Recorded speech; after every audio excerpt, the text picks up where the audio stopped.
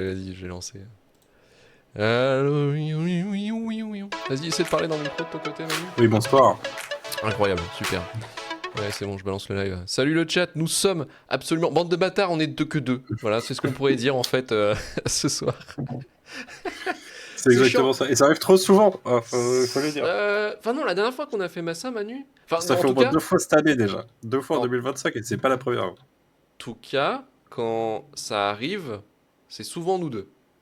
Oui, oui c'est sûr. Ah, et après, la probabilité qu'on arrive à deux, c'est souvent Marvin et moi aussi, derrière en fait. Parce que j'en avais fait, je crois qu'on avait fait Shrek la dernière, mais on l'a fait qu'une seule fois à deux, je crois, avec Marvin. Et Manu, toi, on a fait Angela la dernière fois, non? C'est pas ça? Ouais, Angela cette année, Ah ouais. putain. On a fait Morbius, mais c'était peut-être un. Ouais, mais c'était un Patreon. C'était À un la limite, Patreon, ouais. Mais à la il me limite, semble ça qu'on en compte avait fait pas. un autre tous les deux déjà avant ça. On avait fait Sex Crime. C'était la dernière, ça, par contre, Sex Crime. Sex Crimes aussi, oui. Ouais, Ça. ouais, c'était ça. C'était l'année dernière. En tout cas, bonsoir le chat, bonsoir Srilumpa, bonsoir Max, bonsoir Thomas, bonsoir Krusty qui dit première fois que je vous vois en live. C'est pour ça que je me foutais de la gueule du message parce que je dis c'est bien, pour une fois qu'il y a personne. On a de la place sur l'écran. Ouais, par contre on nous voit en HD, c'est incroyable. Bonsoir Darvek, en tout cas merci d'être là ce soir. On va parler d'un film quand même assez important en fait finalement parce que c'est vrai que ça faisait très longtemps que je l'avais pas vu, donc je vous en dirai plus, mais c'est vrai que finalement, il n'a pas. C'est pas. Je crois il a 20 ans, plus de 20 ans, 23 ans, je crois, le film C'est maintenant. 2003, ça a 22 ans du coup. Ouais, 2000, enfin, Ah, produit en peut-être, ouais. 2002. Ouais, Salut ouais, Brigade de quasiment Steel. 23 en tout cas. Et c'est vrai que ça n'a pas vieilli. Alors, bien sûr, enfin, il y a un aspect forcément du fait de l'utilisation des caméras qui était déjà, on va dire, cheap à l'époque, mais. Il y a ça, mais après, voilà, enfin, c'est vraiment, non, c'était vraiment un revisionnage assez intéressant. On en parlera un peu plus en détail dans l'émission. Srilompa dit qu'il fallait inviter les chats comme chroniqueurs spéciaux. C'est pas impossible qu'il arrive. Pff, Il me faisait chier juste avant. il est là, le chat, vous voyez, Il il est est en train couché de derrière. absolument rien branler comme d'habitude. Ça va du tout? Ouais, ça va. Vous savez que je le pousse mon chat, moi, tous les jours à participer au ménage pour payer le loyer, pour, je sais pas, faire un truc. Quoi. Peut-être un jour je ferai un Patreon juste pour Bubs. Mais bon, là, il en a rien à branler. Actuellement, Alors il a comme bouffé moi, ses presque croquettes. tous les jours, je me lève, il a vomi, comme ça il me pousse à faire le ménage, Ah! justement. Ah ouais, C'est sa façon de participer au c'est... ménage. Ouais, c'est pas mal, c'est pas mal, c'est pas mal. Moi, je le sers un peu comme réveil. Dans le sens où, dès que mon réveil sonne, il a la fâcheuse tendance à me bouffer l'orteil du pied. Et ça, comme réveil, c'est incroyable. T'as envie de le démarrer directement. Mais enfin, tu te lèves très rapidement, tu vois. Donc c'est plutôt pratique. En tout cas, je le remercie tous les jours de me bouffer le doigt de pied. Ce petit enfoiré, mais voilà. Merci à lui. Merci à nos animaux Merci de les chats. compagnie, bien entendu. Voilà, merci aux chats. Malheureusement, qui ne peuvent pas communiquer avec nous pour parler de cinéma, malheureusement. Ce sera intéressant de savoir ce qu'ils pensent de certains films, mais bon, on fera sans, malheureusement. Et on va pouvoir commencer l'émission. Le mien a maté le climax de 28 jours plus tard tout à l'heure. Et il en a pensé quoi? Bah je sais pas, il était pas trop choqué. Ouais, pas trop choqué. Bon, on verra ça. Bon, de toute façon, on verra si toi, en tout cas, tu as été bouleversé par ce film.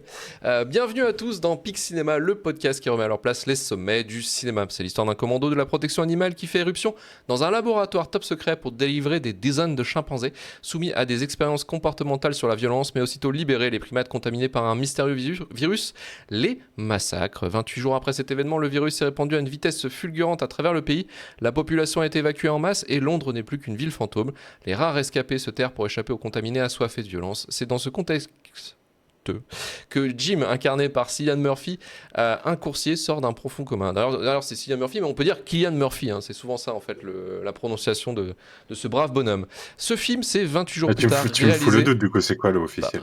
le quoi? C'est Kylian ou Kylian? Parce que moi j'ai toujours appelé Kylian Murphy. Moi, c'est que... Alors, on peut le faire à la française, presse française, Cillian Murphy. Sinon, la presse internationale, c'est Cillian Murphy. Tu vois, il y a un peu, voilà, chacun un petit peu voit à midi à sa porte. Hein.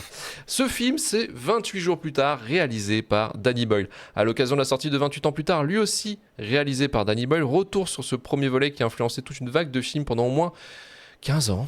Mais où va-t-il arriver dans la picklist? Réponse dans ce podcast. Je suis Luc Ledec et aujourd'hui, pour juger avec moi 28 jours plus tard de Danny Boyle, je suis accompagné de Emmanuel Penon du podcast Le Coin Pop. Salut Manu. Oui, bonjour à tous. Bien seul aujourd'hui, nous sommes en duo Oui, oui. pour parler de ce film. On Malheureusement, ira plus vite jouer. beaucoup de soldats, voilà, on n'ira plus vite jouer à Marvel Rivals, donc beaucoup de soldats sont tombés ce soir pour parler de ce film quand même, qui n'est pas si dégueulasse, hein, pour qu'on finisse qu'à deux. Hein, c'est généralement les traquenards à deux, généralement c'est les films de merde. Là c'est bizarre, là c'est un peu étrange. Hein. Alors, on va commencer peut-être. Alors, Alex Garland, on en avait énormément parlé, puisqu'on avait fait quand même Annihilation, je crois, là, qui a à peu près 1 an et demi. On avait déjà un peu parlé de cet auteur. C'est aussi un running gag chez nous avec Civil War. On en avait parlé dans le pire de 2024, il me semble. Oui, et puis c'est un running gag parce que vous aimez bien cracher sur. Avec Marvin, vous aimiez bien cracher sur Alex Garland pendant longtemps. Voilà, parce qu'il nous Jusqu'à fait ce que de réfléchir. toute façon, je m'aligne avec vous depuis Civil War. Ouais, mais non, mais nous, c'est Before It Was Cool. C'était depuis Men qu'on lui crachait dessus. Mais Men, ça reste bien. Oh putain, ouais, non, Men, ça reste bien. Mais un jour, je le mettrai sur Ex Machina aussi. Ouais, Ex Machina, j'aime bien. À la limite, j'aime bien. J'aime bien Nation aussi, mais Men, je peux pas, j'arrive pas. Alors, Danny Boyle, par contre, c'est la première fois qu'on en parle en 50 émissions, je crois. Je sais même pas si on a fait un Danny Boyle sur Shitlist, je crois pas. Pourtant, il y a peut-être matière, hein, si on peut mettre Trainspotting 2 ou. J'ai des pas maté films, le 2, mais je le saurais si on l'avait fait parce que ça aurait été l'occasion. Justement, je pense qu'on en a pas fait du tout, non. Alors moi j'ai un très mauvais souvenir du film, mais enfin, faudrait que je le revoie parce que je crois que quelque part il y a quand même une lecture intelligente du premier volet. Enfin, c'est un peu le Trainspotting The Return, tu vois, dans l'idée. Ouais, mais à la rigueur, tu vois, moi je suis même pas parce que je l'ai pas vu depuis longtemps le premier Trainspotting. Et je l'ai vu il y a 2 ans, je l'ai revu il y a 2 ans et franchement ça défonce encore. Hein. Si, ça marche, ok. Ah, ça marche toujours. Non, Trainspotting j'aime beaucoup, il y a une vraie fraîcheur dans ce film. Le 2, ils l'ont pas fait, c'est pas genre ils étaient assis à côté avec Ewan McGregor dans l'avion et ils se sont dit faudrait peut-être qu'on se reparle parce qu'ils se parlaient plus pour des conneries, une connerie comme ça. Alors, ils se parlaient ont fait le 2 depuis la plage en fait. Puisqu'en fait, alors c'est une histoire assez drôle puisque la plage, Ewan McGregor était justement casté à la base pour l'adaptation du livre de Alex Garland qui est sorti en 2000 avec Guillaume Canet bien entendu, notre cher Canet. Virginie Ledoyen aussi, non? Ouais, c'est ça. Mais alors je sais plus quel studio s'occupait de financer et de la charge de la production, mais ils ont décidé en fait de dire on va pousser un acteur qui est en train de monter et qui est en train de faire quelque chose de grand, Leonardo DiCaprio. Donc tu me vires ton acteur de merde, là, Ewan McGregor, qui, par chance, s'est rattrapé, lui, sur d'autres films, puisqu'il a fait, finalement, le Star Wars de George Lucas, épisode 1. Donc, voilà, mais depuis ça, en fait, il y a une confiance qui s'est rompue, en fait, entre les deux hommes pendant quasiment une quinzaine d'années, en fait. C'est une histoire assez triste, hein, quand même, là-dessus. Hein, mais bon, voilà, c'est le dur loi du métier de l'industrie cinématographique, hein, généralement. Bon, on peut pas faire tout ce qu'on veut, malheureusement, et des fois, on est obligé de casser des amitiés. Voilà, c'est triste, mais vous avez du sang, des larmes et Hollywood devant vous. Alors, à la base, Danny Boyle, lui, c'est quelqu'un qui est un vrai passionné de théâtre en fait lui, parce que son bagage c'est ça en fait. Il était quand il faisait ses études il mettait en scène énormément de pièces de théâtre en fait. Et comme c'est un Britannique, qu'est-ce qu'un Britannique qui va devenir réalisateur? Il va travailler où à votre avis? Où va-t-il travailler? Eh bien à la BBC, comme tous les réalisateurs anglais du monde. De toute façon, il y a une chaîne, enfin il y a peut-être plus de chaînes que ça, mais... Oui, mais il y a Channel 4. Il y a tellement de chaînes BBC. Non, mais c'est incroyable. Alors lui, il va travailler, il va pas commencer comme réal à la BBC, c'est qu'il va décrocher un poste de producteur en fait. Un poste de producteur à la BBC en Irlande du Nord. Grosse ambiance bien entendu dans les années 80, fiesta totale, et en fait il va essayer, il va produire plusieurs séries, plusieurs téléfilms de son côté, hein, charger vraiment de la production, mais voilà, des fois il y aura des moments où il y aura des coupes budgétaires un petit peu de la part de la chaîne, et de façon extrêmement pragmatique en fait, ce qu'il va faire, c'est qu'il va dire je vais prendre le poste de réal. En fait, je vais prendre le poste de réal sur certains téléfilms ou trucs comme ça pour économiser en fait un salaire de réalisateur, en fait, tout simplement. Et donc en fait c'est comme ça qu'il va commencer à faire de la mise en scène. Il est déjà intéressé par le cinéma, mais il va commencer en fait à faire ses armes en fait sur des téléfilms de la BBC, sur des épisodes de séries, et il va trouver un producteur après, un financeur, pour faire son premier film qui est alors c'est Shallow Grave en VO, mais c'est Petite meurtre entre amis, qui est donc avec le jeune Ewan McGregor à l'affiche. Et alors il y a aussi l'acteur qui était dans justement qui est euh, qui est dans 28 jours plus tard, qui joue le soldat, qui joue Dr. Grawu aussi. Ah, Je Christopher sais- Eccleston. Voilà, qui est aussi dans le film Petit meurtre en ami. D'ailleurs, c'est lui qui pète un plomb dans le film, qui est pas mal. Hein, c'est un petit Ouais. comédie noire thriller qui est pas désagréable, qui est vraiment plutôt bien foutu, avec une pêche. Déjà, il y a un truc, tu sais, sur la rythmique un peu effrénée dans la façon de la mise en scène, en fait, qui est assez intéressante pour un genre de film, en fait. Et ce qui est assez intéressant dans le travail de Danny Boyle, alors, qu'on aime ou qu'on n'aime pas, hein, c'est que déjà, il a une vraie, énormément en face, en fait, pour les actrices. Sans oublier pour autant de soigner ses plans en fait. Il a un côté vraiment formaliste alors qu'il peut être un peu pète-burne par moment puisqu'il va exactement faire en fait mettre en image le fond de son film, ce qui peut des fois être un petit peu putassier. C'est-à-dire dans le sens où on va dire on a compris, c'est bon, arrête de mettre de la mise en forme sur ce que tu veux dire. C'est bon, on a compris, tu vois. Il y a des fois aussi des choix grammaticaux au niveau cinéma qui des fois me butent, des plans déambulés dans tous les sens, un montage des fois, j'ai le temps de dire mais Débulé. ouais, débulé, pardon. Et d'un montage ultra frénétique, des fois, c'est fatigant par moment. Tu vois, Slumdog Millionnaire, moi, j'en peux plus. Moi, c'est un film où c'est extrêmement saturé par moment. T'as des trucs de fou. Enfin, j'ai vraiment de mal hein, avec ce film-là. Mais par Alors, je contre, il trouve a que quand le même. rythme fonctionne bien. Ah La ouais, non, narration est assez dynamique pour que ça tienne. Moi, j'aime bien ouais, Slumdog Millionaire. je sais qu'il y a énormément, parce qu'il a eu l'Oscar hein, d'ailleurs pour Slumdog Millionnaire, c'est le seul Oscar qu'il a eu. Mais le truc, c'est que j'ai vraiment du mal avec ce film, ce côté frénétique. Mais par contre, ce qui est assez intéressant, c'est il croit pas, lui, à la politique des auteurs. Tu vois, dans le sens où lui, ses films sont généralement dépendent majoritairement de l'auteur du scénario, en fait. Plus de ça. Lui, il est toujours au service du scénario, au service de son scénariste. Et en fait, contrairement à beaucoup de réalisateurs qui vont utiliser le scénariste en pré-prod, mais vont le virer du plateau. Là, il va jamais venir, il va jamais pour éviter justement des fois que le scénariste vienne te péter les couilles pour n'importe quoi en fait. Il a changé ça, il a changé ça. Généralement, il verrouille en fait les réals sur la prod pour dire non, tu viens pas, tu fais chier. Et là, par exemple, notamment avec Alex Garland, il va le mettre vraiment dans le crew quoi, pour que en fait, il réfléchisse exactement à la mise en scène au cas par cas quasiment, puisqu'en fait, il ne fait jamais de storyboard, Danny Boyle. On a fait beaucoup de réals, en fait, qui savent exactement ce qu'ils vont filmer. On parlait de Bong Joon-ho avec Parasite, qui, son scénario est fait. Il a déjà l'idée, pas via le storyboard, de comment découper son film. Danny Boyle, lui, c'est différent. C'est vraiment, il va prendre énormément de rush, il va travailler beaucoup avec son scénariste pour savoir comment on peut travailler, comment on peut mettre la mise en scène pour justement mettre les dialogues, les acteurs, qu'est-ce qu'ils en pensent. Il y a vraiment un travail collaboratif, en fait, dans sa mise en scène, dans sa façon de faire.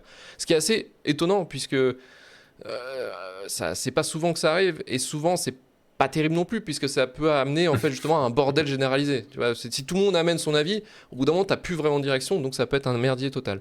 Et c'est pour ça qu'il utilise beaucoup le montage d'ailleurs pour sauver peut-être quelques errances qu'il peut y avoir justement dans un travail d'équipe où c'est un peu le foutoir quoi. Ce qui peut, tu vois par exemple j'ai des trans ou les trucs comme ça, je suis pas très fan. Tu vois, vraiment, tu sens qu'il y a vraiment un bordel. J'ai pas vu. C'est un J'avais espèce pas de de Mortor à l'époque, je me suis jamais ça déterminé à reprend le un peu mettre dessus. Inception quelque part dans l'idée de suivre quelqu'un qui est amnésique et qui a vécu un trauma, mais un braquage. Enfin, en gros, c'est l'histoire d'un braquage, hein, mais et que, du coup, en fait, il se rend compte que, en fait, voilà, qu'il y a eu quelques trucs on l'a fait exprès de l'oublier, quoi. Enfin, il y a un truc comme ça, en fait. Euh, il est très, vu que c'est quelqu'un qui vient d'une classe plutôt pauvre à la base, il a un côté vraiment. C'est pas prolo, mais disons qu'il a des thèmes en fait très centrés sur la classe moyenne pauvre, les rejetés, énormément de points sur les dilemmes moraux, sur la folie aussi, beaucoup. Parce qu'il y a beaucoup de films, notamment 127 heures aussi, où ça passe dans la tête en fait énormément et qu'on voit que le mec est en train de vriller.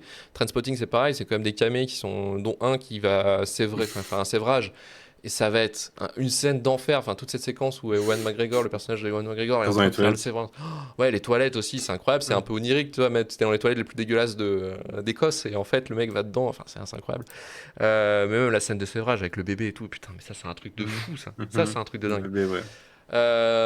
Et il y a aussi ce côté un peu, sur la religion, il a un côté, il se fout énormément de la gueule de la religion catholique. Il a un côté un peu limite anticlérical des fois,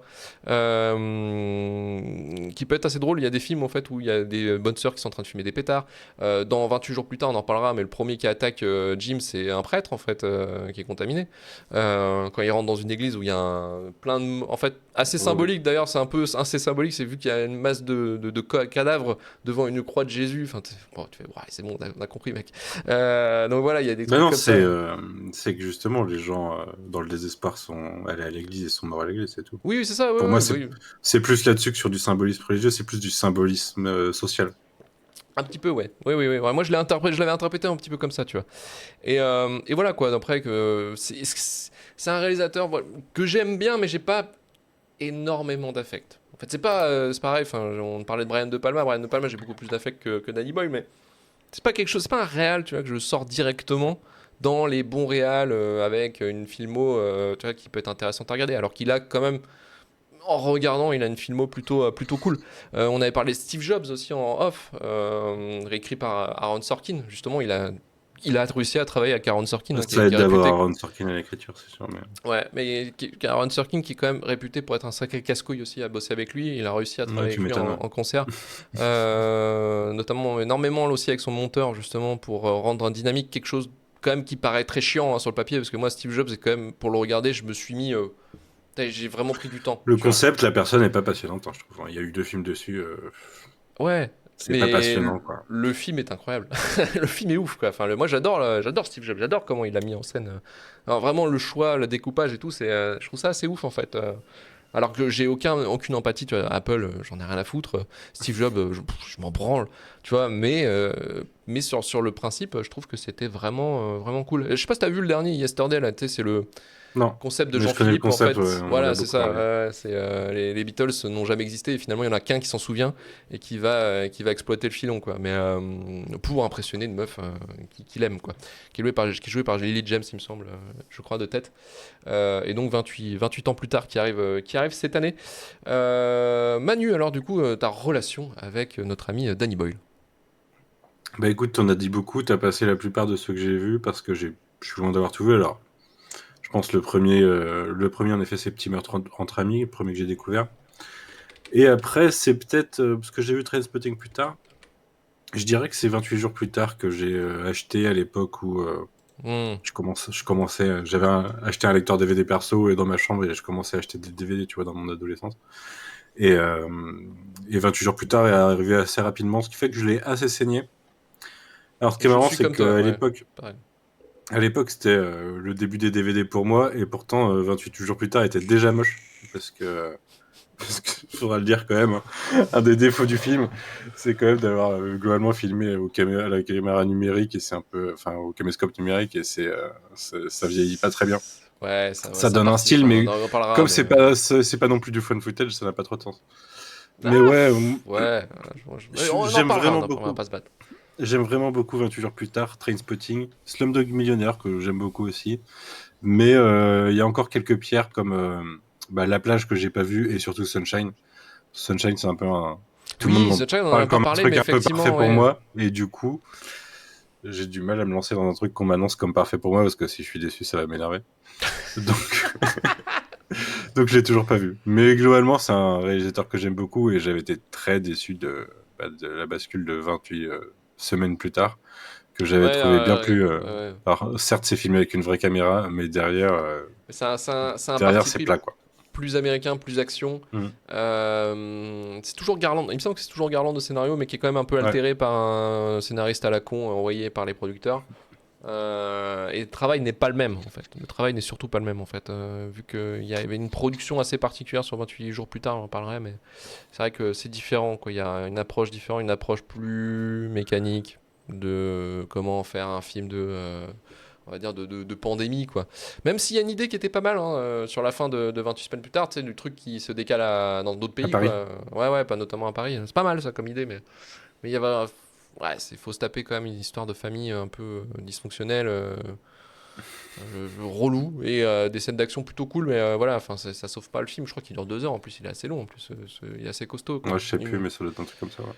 Mais bon, est-ce que tu avais quelque chose d'autre à ajouter sur notre ami Danny Boyle? Non, non, non. La plupart des fois où je l'aime, c'est quand il travaille avec Alex Garland, donc refaites ça.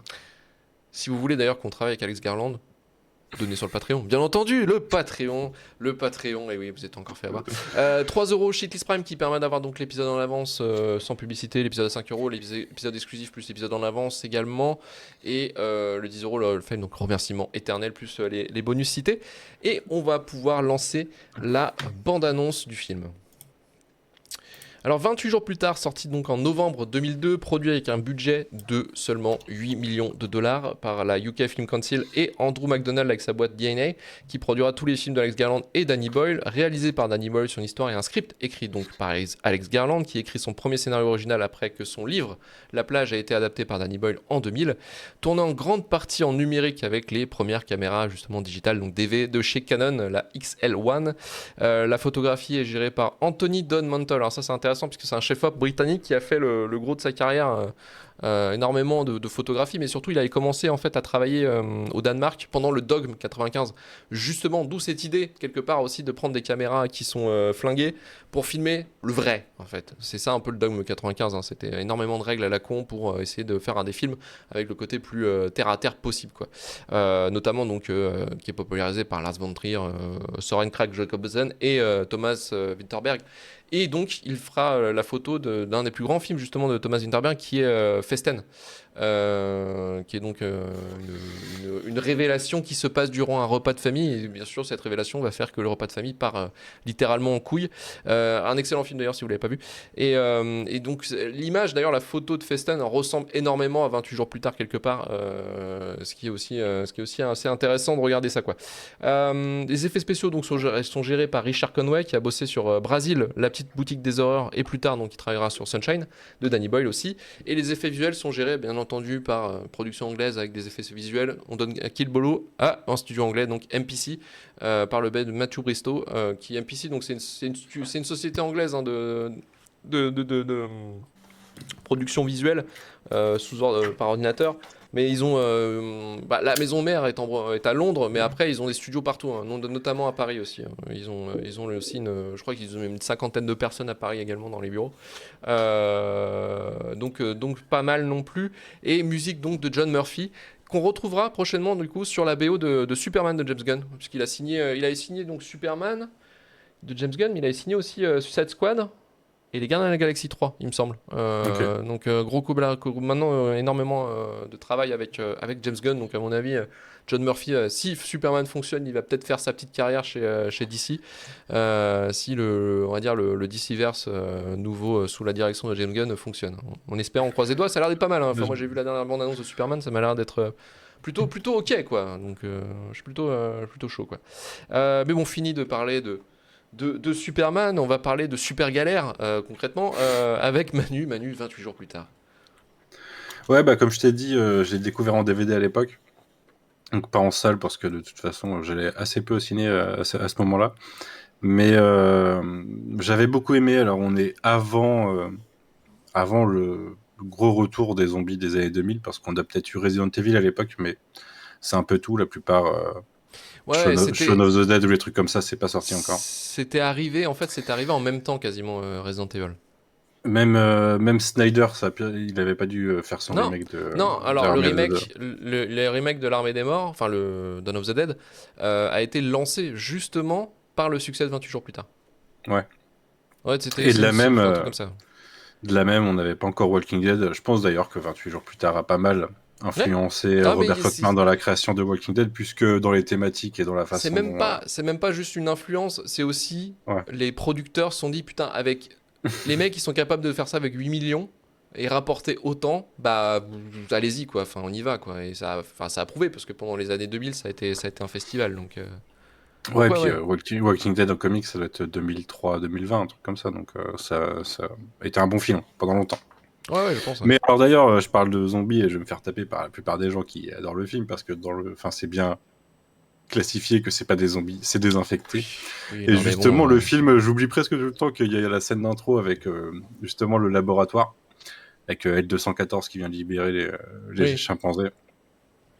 Parce que le film vient essayer de donner une explication à pourquoi il y a cette invasion et pourquoi il y a un mec, pourquoi ça arrive si brutalement, et du coup pourquoi Cillian Murphy se réveillera dans la surprise 28 jours plus tard. Mais c'est plutôt intéressant. Alors je sens le Garland qui vient placer son discours écologiste qu'il Bah aura oui. placé de nombreuses Citoyen fois du par la monde, suite. le Alex Garland. Citoyen du monde, mais amoureux des animaux, c'est sûr. Mais ouais, la scène est presque hors du film par rapport au reste. Et derrière, un film que moi je découpe en 3 parties, la découverte, enfin le réveil de Cillian Murphy et toute sa découverte jusqu'à ce qu'il commence à former un groupe.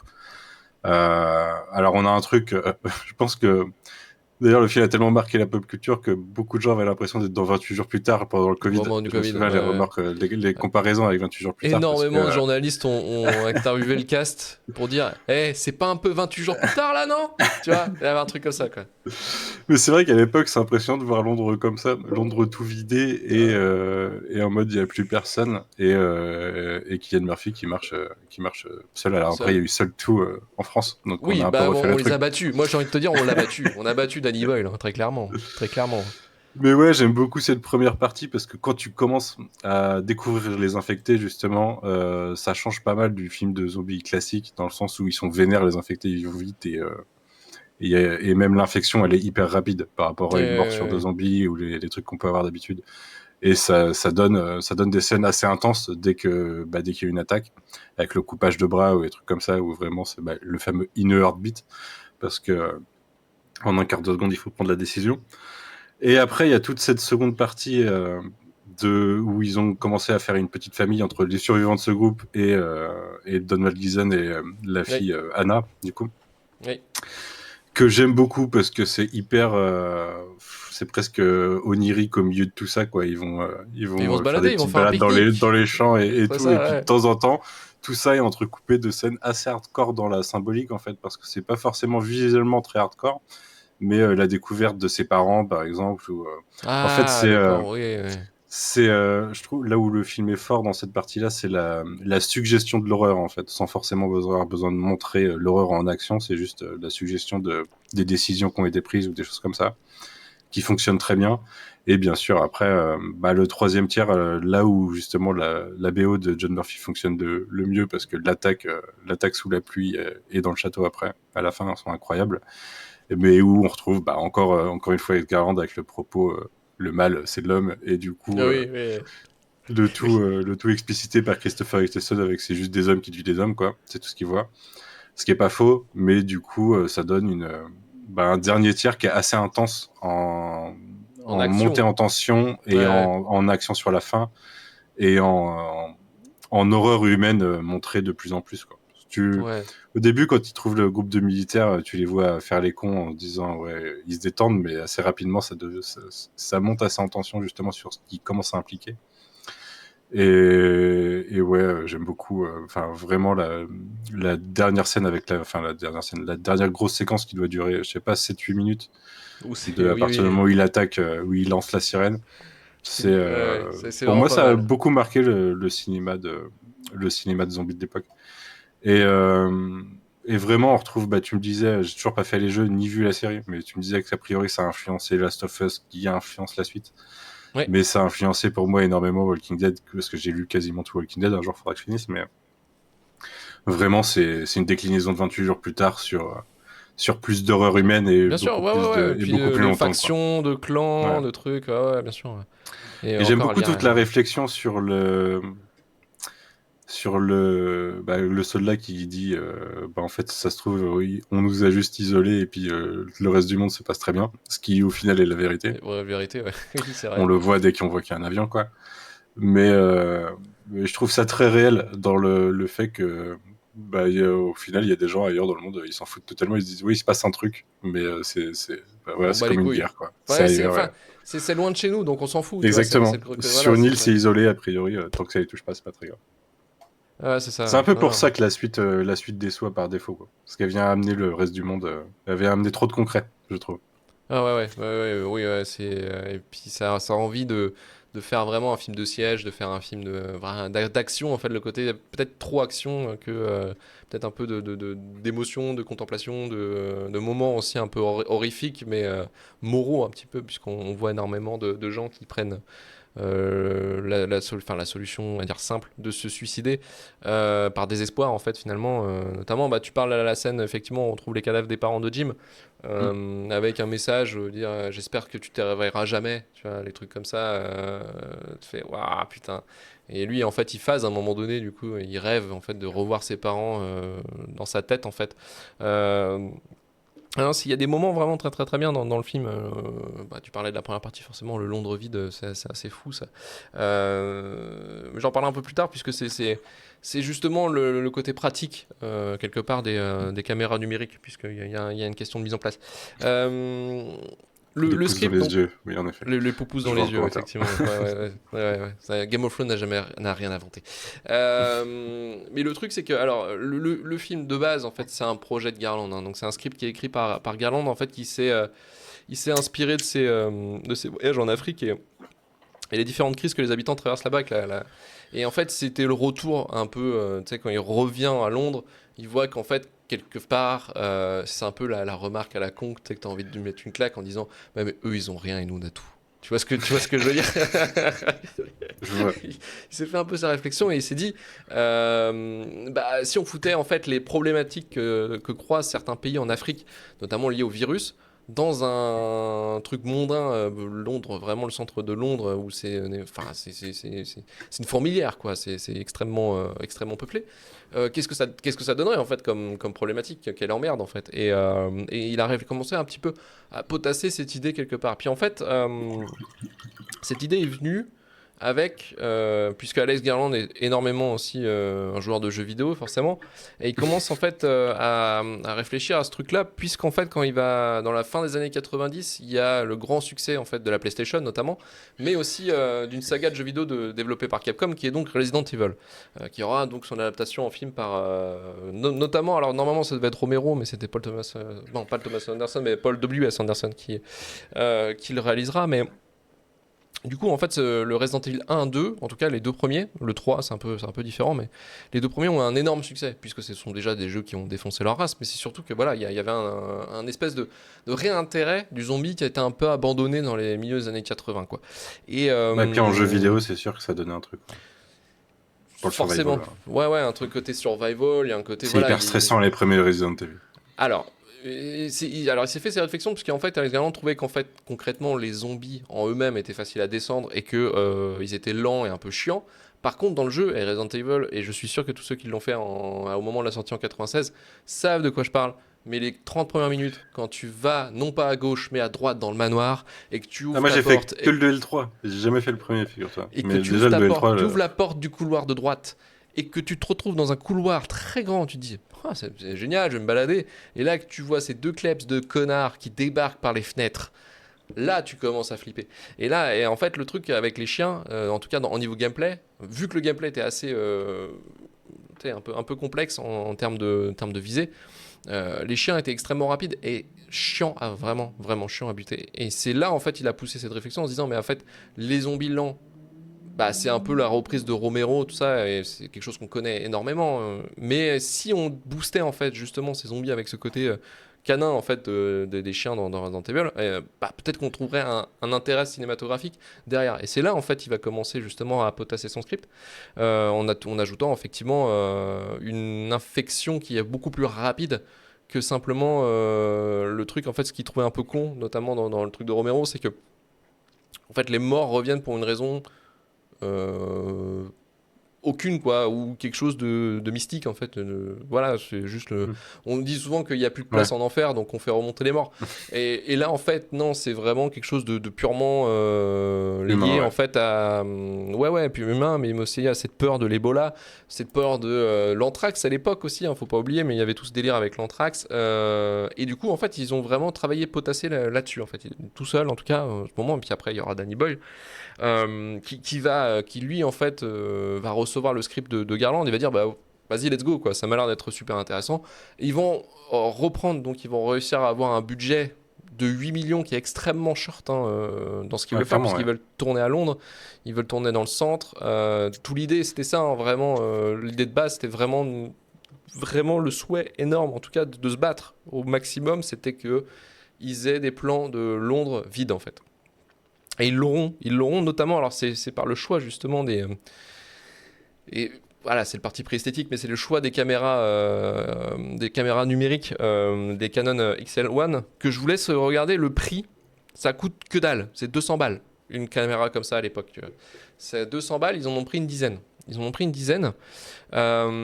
Puisque en fait une caméra, alors après ils avaient loué parce qu'il y a quand même quelques plans en 35 mm, hein, notamment sur les parties autoroute en fait, où là tu sens qu'il y a une pellicule en fait, plus que la cassette numérique, mais ça permet en fait, notamment déjà pour le budget, bah t'as pas à traballer ta putain de 35 mm qui coûte une blinde tous les jours, parce que tu l'achètes pas hein, une 35 mm, hein, tu le loues généralement, mais ça coûte une blinde par jour. Généralement en fait, je crois que littéralement ils ont acheté carrément 10 caméras DV, donc ça doit être à peu près 3000 balles, mais c'est le prix quasiment d'une location, si tu veux, et encore, c'est même plus cher hein, pour une caméra 35 quoi. Et donc du coup avec son chef op Anthony Dunmantle, en fait ils ont vraiment parti sur ce choix là vraiment pour le côté terre à terre, pour avoir une image brute en fait qui colle vraiment à un univers post-pandémique vraiment énormément désespéré, violent quoi, en fait. Et donc en fait en termes de mise en place aussi, c'est que c'est extrêmement, les opérateurs ils ont juste à mettre sur l'épaule ou à essayer de caler avec un pied. Il y a très peu de mise en place à faire en fait, et tu peux en fait filmer comme un commando en fait les images. Et ce qui va être extrêmement pratique pour le souhait justement de filmer Londres vide, puisque ce qui va être, il n'y a pas de mise en place, il y a très peu de temps de mise en place. Donc ils vont tourner, alors je crois que c'est juillet 2001, à Londres, mais entre 4h à 6h du matin. Et en essayant vraiment, comme des commandos, ils avaient 2 autorisations, mais ils essayaient de pousser le plus les gens qui revenaient de soirée ou les trucs comme ça, pour essayer de vraiment d'avoir les meilleurs plans Le possibles plus large possible. Ouais. et plus large possible pour avoir vraiment le fameux moment de Cillian Murphy qui se retourne et on voit en fait vraiment le pont vide, enfin les lieux les plus emblématiques de Londres en fait, extrêmement, enfin où il y a personne. Et voilà, enfin il y a vraiment un énorme travail là-dessus, puis aussi les chefs décorateurs et tout de rapidement mettre des petits trucs, tu sais, pour vraiment donner l'aspect abandon de la ville, et puis de nettoyer derrière hein, pour pas éviter voilà, d'avoir des emmerdes avec la municipalité. Mais voilà, c'était vraiment assez impressionnant en fait de faire ça, et ça a duré 2 semaines à peu près l'opération Londres vide en fait, un petit peu dans l'idée.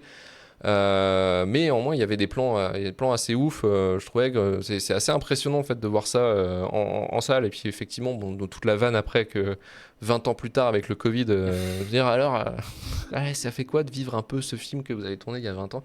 Ah, voilà, c'était un petit peu le moment un peu chiant du truc, mais en tout cas c'était ouais, c'est une excellente idée et c'est assez impressionnant. Et effectivement alors l'utilisation des caméras DV, effectivement bah, le contre-coup c'est qu'effectivement c'est moche. C'est extrêmement moche, il y a du grain. Enfin, c'est. Et puisque tu grains, t'as l'impression de regarder un truc à 140p, quoi. Et voilà, c'est ça le problème, c'est que pour une restauration. Il n'y a pas de restauration 4K hein, de 28 jours plus tard. Bah, je Il est suis pas sûr que toujours. ce soit possible facilement, en fait. Je crois qu'il est toujours en 1080p en soi. Mais, Mais, ouais, mais même en 1080p, c'est moche. Enfin, ouais. Oui, parce ça que reste... limite. Enfin, le problème du numérique, c'est que c'est déjà compressé, quelque part. Et que. Ouais, c'est pas facilement restaurable, quoi. Voilà, c'est pas une pellicule où Je tu suis à peu peux près vraiment sûr que travailler dessus, quoi. maintenant, ils te sortent des IA pour restaurer ça et que c'est dégueulasse. Mais... Bah, c'est l'upscaling oui, par IA en fait, qui sauve des fois des gens qui ont un peu la flemme, on va dire, ou des trucs qui paraissent impossibles à rendre, comment dire, une meilleure résolution sans avoir à détériorer l'image. Oui, beaucoup de personnes utilisent l'IA, mais effectivement après il y a d'autres problèmes en fait sur l'upscaling automatique, hein. Ça se voit, c'est peut-être des images qui sont créées mais qui peut-être tu sens qu'il y a un truc chelou en fait dans la fluidité de l'image, quoi. C'est ça qui pour l'instant est un peu dégueulasse, mais je pense que là pour 28 jours plus tard c'est foutu. Je pense qu'on n'aura jamais Ouais. de mode 4K 4K Dolby Atmos, hein. Je pense que là concrètement c'est foutu, hein. Encore 20 ans dans la gueule, je pense que là ça va devenir un peu limite de Non, ça sera réussir à le jamais plus beau revoir, quoi. qu'aujourd'hui, c'est sûr. Ah ouais, là Ouais. c'est là faut à la limite l'expérience totale c'est de le regarder sur comme à l'époque, parce que c'est un film comme Je toi, dois hein. encore avoir le DVD, hein. Ah ouais, pareil, c'est un film que j'ai énormément regardé adolescent, je trouvais ça vraiment impressionnant. Et ça marche toujours, mais c'est vrai qu'en fait, vraiment, l'expérience 28 jours plus tard, ce qu'il faut, c'est vraiment la petite télé cathodique, en fait, finalement. Ne le regardez pas sur un écran plat, regardez-le sur votre téléphone à la limite, ça peut marcher. Mais ouais, c'est assez ouf. Il y a un truc aussi qui m'a fait marrer durant la prod, c'est le plan de l'explosion. Au départ, je pensais, ah bon, c'est une maquette, ça va le faire. Non. Vraiment pété en fait une ancienne station essence ils avaient les autorisations et tout parce qu'il faut quand même, enfin c'était pas loin de Londres, hein, Bien donc sûr, ils ouais. avaient quand même énormément d'autorisations et tout, sauf qu'ils avaient pas prévenu un truc, c'est qu'ils avaient pas prévenu les keufs. En fait les keufs n'étaient pas prévenus, donc en fait ils ont débarqué comme des cons pendant le tournage et bloqué une partie du temps de tournage pour faire une déclaration et tout ça. Enfin ça a été un bordel, mais en plus je trouve que alors finalement, c'est un côté un peu impressionnant. Et puis c'est quand même un truc qui a coûté quand même... pas 1 million si tu veux, mais c'est 250 000 je crois que ça a coûté quand même l'explosion, quoi. Donc une grosse partie du budget, hein. Une bonne partie du budget, ouais, Ouais, c'est ça a sûr. cramé une bonne partie du budget, mais je trouve pas ça si impressionnant en fait. Je comprends l'idée de faire exploser pour dire, ah, vous avez vu les zombies, mais en fait, je... enfin, c'est une scène, moi je trouve quelconque en fait, pas très belle en fait, en plus, tu sais, avec les différentes caméras, les différents points de vue de l'explosion, enfin, il y a une Après, le espèce... film est pas cher, donc forcément, même les trucs qui sont. Mais je sais pas, cette scène-là, moi j'ai pas compris, enfin je me suis dit, bon, c'est juste pour se la péter Si, moi quoi, j'aime bien, enfin... moi. Ouais, Ouais, c'est pas, ouais, je préfère... Tu sais c'est quoi c'est ma pas scène préférée? déconnant, tu vois. C'est quand ils sont au supermarché. Moi ça me fait toujours délirer le coup des pommes, les pommes granny. Ça me fait extrêmement rire à chaque fois, là, où toutes les pommes sont pourries, mais à part celles qui sont pétées aux OGM, ça me fait extrêmement rire, ça. Euh, Après, qu'est-ce qu'il y avait d'autre à dire? Bah, je t'avais dit, oui, donc en intro, mais Ewan McGregor, effectivement, Danny Boyle l'avait reproposé, hein, justement, de venir sur 28 jours plus tard. Il a refusé, hein, pour le coup. Il a dit, bah ouais, mais si tu me proposes un truc et qu'en fait, tu me fais remplacer au dernier moment, va te faire foutre, quoi. En gros, c'est un peu ça, quoi. Encore, il a été encore un peu vénère par rapport à la plage.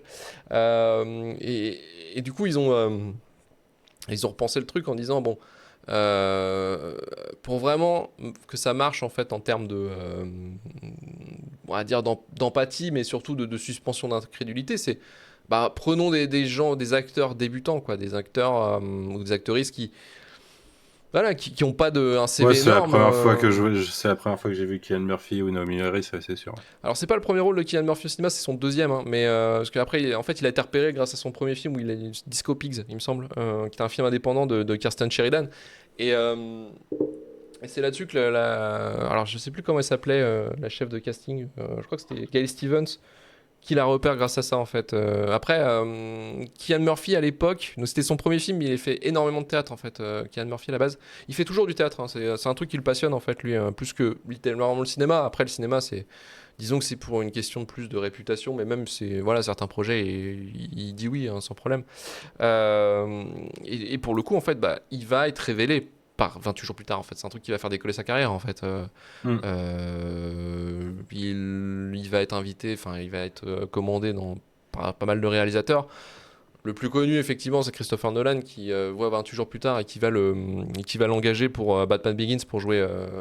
Je sais plus comment c'était quoi le rôle déjà. C'est Scarecrow. Euh, ouais, Scarecrow, ouais, voilà, il l'engage pour Scarecrow, qu'on le voit que 2 fois, hein, je crois qu'on le voit sur Batman Non, on le Begins voit et dans tous après. les films. Ah, il est dans Dark Knight C'est aussi? joli. Ah, Dans oui, il The fait une. Dark Knight, Il passe vite il fait, est je crois, non? C'est pas un truc comme avec les ça, hein? pseudo-Batman, là. Ouais, c'est ça. Oui, c'est ça, oui, oui, oui. Et dans le 3, Le il joue juge. le juge. Ouais, c'est ça. Le juge des méchants, ouais, c'est ça.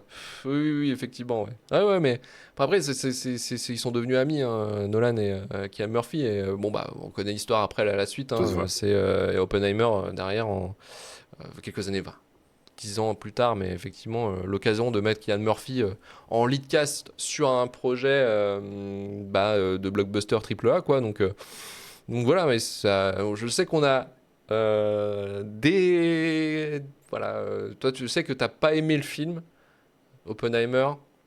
Non, j'ai détesté, moi. Ouais, détesté, moi j'ai adoré. Voilà, c'est la bataille bientôt Désolé. dans vos écouteurs. Alors, il y a une histoire aussi C'est ça que j'ai jamais intéressante. rematé, hein, vraiment. Je me suis tellement fait chier au ciné que. Mais non, c'est génial, Si, c'est si, trop si. bien, c'est trop bien. Il y a une histoire aussi liée à la fin. Puisque la fin que nous avons en tout cas dans ce on a vu, hein, dans ce qui a été sorti, c'est la Mais c'est deuxième pas la fin. même. Ouais, la réelle fin en fait reprend, enfin disons, vous voulez faire une boucle avec le réveil de Jim en le tuant en fait à la fin à l'hôpital. C'est-à-dire qu'il se prend une balle, alors oui, il se prend une balle par le général, et en fait, il y a une tentative de réanimation de Selena, de la part de Selena, qui le laisse en fait, il meurt et il est donc mort sur un brancard à l'hôpital. Et c'est Selena et alors je sais plus comment elle s'appelle, Anna. Anna, voilà, qui partent après en robe rouge avec les robes rouges, qui partent au loin dans une lumière, et voilà, on saura pas quel sera leur destin. Et finalement, la fin a été jugée trop sombre, en fait, trop sombre. Alors trop sombre. Ce qui est Tu sais drôle, qu'il y avait c'est une qu'elle fin est. alternative plus pétée que ça, parce qu'à un moment, ils ont envisagé que Donald Gleason ne meure pas, soit infecté du coup, Oui. et qu'à un moment, il remplace tout son sang par celui de Cillian Murphy. Parce qu'ils faisaient que le personnage de Cillian Murphy mourrait pour sauver le personnage de Donald Gleason, du coup. Ah oui. Ah oui, c'est nul à chier, J'avais vu ça, je crois que effectivement. c'est peut-être dans les bonus du DVD, un truc comme ça, mais il me semble qu'il y a peut-être même des storyboards de ça et tout. Aïe, aïe, aïe. Voilà. Ah non, par contre, là, Salut MC. c'est de la merde. C'est vraiment nul à chier, ça, par contre, oui, effectivement. Non, non, non. Et donc là, on a eu la fin, effectivement, la fin plus optimiste, fin ouverte, disons, qu'un avion qui les repère dans la campagne, à mon avis, nord de l'Angleterre, quoi. Donc, c'est assez intéressant, mais c'est pas mal, hein. Je trouvais que la fin, quand même, la première fin était plutôt cool, mais effectivement, peut-être trop. Ouais, trop. Je sais pas laquelle départager, tu vois, sur les deux fins. Je trouve que les deux sont bonnes, en fait, finalement, mais bon, après, tu sais, c'est pas ça le plus important, je trouve, vraiment, dans le film là-dessus, quoi. Mais bon, au vu du succès, hein, vraiment, on est sur 82 millions, je crois, de recettes, hein, pour un truc à 8 millions. C'est bien rentable. Énorme exploitation vidéo aussi, hein, le film a cartonné en vidéo. C'est surtout là, en fait, où il a pris de l'ampleur, puisque en salle, c'était en sortie. Alors, c'était beaucoup dans les tournées de festivals et d'une distribution pas aussi grande que tu pourrais espérer pour un ça, mais avec le côté, enfin Danny Boyle déjà était quand même un peu connu par les cinéphiles, hein, pour le fait de Trainspotting ou même La Plage. Mhm. Donc quelque part il y avait un peu de distribution du film, mais une sortie Même limitée. Mais Petit meurtre entramé. ouais, non, non, mais Enfin, ouais, Petit Meurtre en Danny Ami, Boyle à c'était un l'époque, ça allait carton, quand même. c'était un carton en Angleterre, mais un peu, enfin, disons que la distribution à l'époque était pas aussi grande qu'il aurait pu Moi, je avoir sais pas, pour en France, Trainspotting. en France, alors peut-être pas au ciné, parce que moi je l'ai pas vu au ciné, mais j'ai dû le Oui, voir à la mais télé à en l'époque. vidéo, après en vidéo, tu vois, je pense que Ouais, ça se voilà, diffuse mieux marchait bien. quand t'as un distributeur qui capte, en fait, quand t'as un distributeur français qui commence à capter qu'il y a des trucs bien en Angleterre ou des trucs comme ça, qui les pousse en fait la vente sur les, comment on appelle ça, sur les loueurs de cassettes vidéo, enfin dans les, ouais, c'est ça, ouais, les vidéo store quoi. Ça marche bien, ça prend bien et 28 jours plus tard, il y a une énorme com là-dessus en fait sur les DVD et tout ça. Et ça a énormément cartonné. Ça a énormément cartonné. Et Mhm. puis, bah, effectivement, la répercussion derrière, quoi. Enfin, la répercussion, c'est vraiment le film. Ça a été le film vraiment l'année zéro de ce qu'on a pu avoir supporté pendant 15 ans.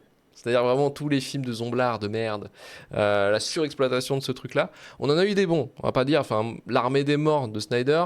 Alors, de souvenirs, j'ai bien aimé. Alors maintenant, il faut revoir Ouais, avec moi la j'ai bien aimé, lecture. ouais. Faut revoir avec la lecture maintenant, effectivement. Mais en fait, c'est que ça a Je l'ai vu bougé qu'une sur pas fois, mal de genre, studios. je sais pas, 2006. Là. Ouais, ça fait ça. Tu vois, c'est quand à l'époque, il avait cartonné l'Armée des Morts aussi, mais surtout en vidéo aussi, quoi, quelque part, parce qu'il y avait un truc très gore, dire ah ouais, tiens, le film du vendredi soir avec des potes, on se marre, on voit des gens défoncer les zombies, quoi. Et ça marchait très bien, hein, dans ce côté-là pour Snyder, mais Film également échangé en pour LAN. Boyle. Le quoi? Film échangé pendant les LAN. Ouais, c'est C'est un ça, truc ouais. de. C'est ça, non, exactement, ouais, non, mais c'est clair. Ça, c'était Universal, donc suite au succès de 28 jours plus tard, qui reprend un script de James Gunn justement pour le tourner après par Snyder. On a eu Shaun of the Dead aussi. Là, on a commencé, enfin pareil. Alors je sais plus si c'est qui sont les producteurs de Shaun De of the Dead, Cornetto d'Edgar Wright, Trilogy. mais je pense que c'est la Je me BBC souviens plus. derrière ou le British Council Films, je crois, qui avait financé aussi une partie pour Shaun of the Dead. Shaun of the Dead qui a quand même eu un énorme succès aussi, mais qui a eu un parti pris quand même qui est un peu plus intéressant dans le sens où c'était de la comédie romantique, enfin mélanger les genres en fait, mélanger les genres en mettant avec la comédie sur un truc comme ça. C'était assez intéressant. Et puis il y a eu aussi le retour de Romero finalement, de George Romero qui avait fait Land of the Dead. Je crois que c'était Sony qui avait fait ça. Puis après, on a eu des adaptations de BD aussi, 30 jours de nuit. En fait, on a eu le côté aussi vampire, infecté, Ouais. vampire. Il y a eu 30 jours de nuit donc, de David Slade, l'effroyable malheureusement Zombieland aussi côté Sony, C'est une bête Planète Will Smith, 30 jours de... Ah oui, non, tu parles du film, du du jeu. film, Parce que c'est un l'adaptation comic book 30 justement. jours de nuit. À la base c'est un comic book, ce que je disais. Il y a eu Planète Terreur de Rodriguez aussi qu'on s'est tapé, souvenez-vous, chez les Weinstein. Et puis donc AMC, au vu de la vague en fait d'exploitation de de la zombiesque un petit peu, ils se sont dit que pourquoi pas effectivement d'essayer d'adapter ce genre-là en série via un truc quasiment tout fait qui est donc le comics de The Walking Dead quoi. Et puis niveau jeux vidéo, bah, c'était le bordel aussi, puisque les Resident Evil ont cartonné, on continue à cartonner, le 4 notamment, au milieu des années 2000. Mais surtout, on a eu Left 4 Dead chez Valve, on a eu The Last of Us chez Naughty Dog, qui était un peu plus sur on va dire l'exploitation zombie crépusculaire. Disons que là, on était plus sur la fin, mais ça a été un peu le dernier coup, en disant, ah ouais, incroyable. Mais un peu comme 28 jours plus tard, quelque part, ça a été le truc tu sais, plus s'impliquer sur l'humain Mhm. que les zombies quoi. Dire en Ouais, fait les bien sûr. méchants ce n'est pas les zombies, ce sont les humains. Oh là là, dur société. Ouh là. Voilà, c'est À cette l'époque de école-là. Romero, les zombies, c'était déjà une métaphore, mais Oui, là, mais c'est c'était une carrément métaphore même un peu les humains plus pendant les zombies. Ouais. tu sais, c'était vraiment la métaphore 68 art dans le sens où c'est la société de consommation, c'est vraiment de la merde, regardez-vous quoi. Enfin, il y avait ce truc là et moins on l'a perdu ça ce côté-là si tu veux dans la nouvelle vague en fait des films de zombies. C'est plus maintenant effectivement plus un côté on nous ment. Tu sais il y avait un côté un peu conspi dans ce délire avec aussi le côté propagation de virus. Mhm. Aussi tu sais souvent dans ces films-là il y avait le côté tu sais les décisionnaires qui font des choix de merde et qui poussent la population à crever. Enfin il y avait ce truc-là en fait plus que le côté en fait critique de la consommation de masse quoi qu'il y avait dans le zombie de Romero notamment quoi. Et le racisme, c'est beaucoup le racisme aussi, c'était sur la nuit des morts vivants en fait qui traitait de ça aussi. Donc il y avait, c'est moins des sujets sociaux, enfin c'est moins des sujets profonds et plus des sujets, disons que les sujets ont changé en fait avec le temps quoi. Et donc après, donc le suite de 28 jours plus tard, on a eu donc 28 semaines plus tard de Juan Carlos Frenayo qui était donc poussé par la Fox. C'est pour ça qu'il est disponible sur Disney Plus d'ailleurs et pas 28 jours plus tard. Ah, d'accord, ok. Donc 28 ans plus tard, là, qui sort en 2025, donc, enfin cette année, la semaine prochaine en fait. Je dis ça, putain, comme en 2025, genre c'est loin, mais non, c'est juste la semaine prochaine qui sort. Donc qui est propulsé là qui est produit par Sony. Et avec, alors j'avais lu comme news qu'effectivement, en fait, ils ont tourné les films, ils en ont tourné deux déjà d'avance en fait. Ah ouais. Donc il y a un diptyque de prévu. Après, comment ils vont le sortir, ça dépendra en fait finalement du succès de 28 ans plus tard. Ça dépendra vraiment. Après, il y a un cast assez solide. Donc je pense que ça peut amener du monde. Après, le truc qui était assez intéressant quand même là-dedans, c'est le changement de genre. Un peu plus survival et aussi le côté ils ont enfin le gimmick de merde qu'il a repris Danny Boyle par rapport tu sais à la réalisation de 28 jours plus tard, c'est de tourner avec un iPhone. Voilà. Non mais enfin pareil, tu vois, il y a un truc un peu je veux dire là je vois pas l'intérêt si tu veux tourner avec un iPhone. À la limite avec les DV à Londres, je peux comprendre pour la mise en place et le côté brut. Là, tourner avec des iPhones, c'est pas totalement tout tourné en iPhone. Il y a quand même des plans en numérique avec des grandes caméras type Alexa, mais il y a des plans en iPhone. On le voit d'ailleurs dans la bande-annonce, notamment, je pense, quand les survivants se font courser, notamment. Voilà, mais bon, on verra par la suite. Après, c'est assez intéressant du fait du casting. Là, pour une fois, il y a un truc, vraiment un casting triple A, en fait, sur un truc qui paraissait 20 ans avant, c'était vraiment des gens inconnus. Là, il y a un truc un peu étrange, je trouve, au niveau peut-être de vraiment de Ouais, trop transformer une blockbuster, tu veux dire. licence qui était partie avec deux scotch et tout ça pour un truc énorme. Et d'ailleurs, ce qui est assez intéressant, c'est que j'ai l'impression, quelque part, là, Hollywood, ou du moins les gros studios, les exécutifs de studios sont en train de ressortir au fur et à mesure les tubes des années 2000. Tu vois ce que je veux dire? On a Destination Finale qui a cartonné d'ailleurs, Bloodlines le dernier, qui est un des films d'ailleurs, qui est un des films qui a fait le plus de cartons au box-office cette année. Hein. Je crois qu'il a moyen. Il paraît que Alors, c'est bien, donc il a j'attends moyen de de. voir. Je crois qu'il fait déjà. Tu sais, il fait 50% de Mission Impossible, si tu veux, en termes de recettes. Tu vois, enfin, c'est assez ouf. Hein. Donc ouais, non, non, ça cartonne bien. Donc je pense quelque part, il y a aussi une recherche des studios de faire des reprises des années 2000, des gros cartons et voir ce que ça donne voilà, sur le long terme après. Quoi. Donc on verra quoi, par la suite. Alors, moi, après, le film, et on va continuer après sur le verdict de toute manière, mais j'aime ce film, j'aime bien ce film en fait. Je trouve qu'il y a une perte de rythme en fait quelque part entre le moment où ils vont commencer à voir les militaires. Je trouve que là il y a 10-15 minutes qui perd en rythme, mais enfin je veux dire tu peux pas faire autrement. Je pense que c'est pas possible en fait parce qu'il faut quand même replacer des personnages et tout ça, t'es obligé pour avoir la mise en tension et le climax final sur la fin où Jim effectivement se transforme en John McClane à la fin. C'est ça qui m'a fait rire. Vraiment, il utilise tout l'environnement pour aller péter la gueule des militaires et puis il utilise aussi les omblards, enfin les infectés pour justement éliminer la moitié du squad quoi.